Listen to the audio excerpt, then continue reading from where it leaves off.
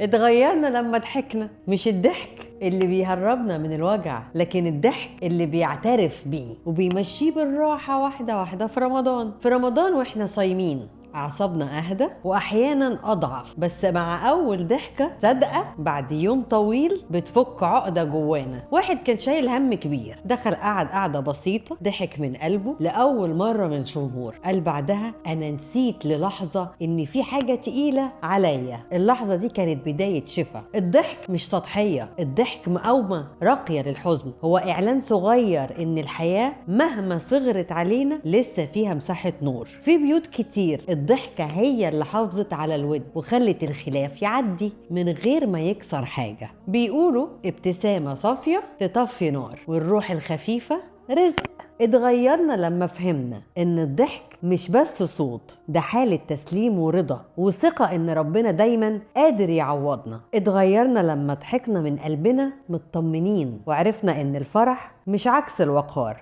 الفرح نعمة ولما بنتشاركها بتكبر.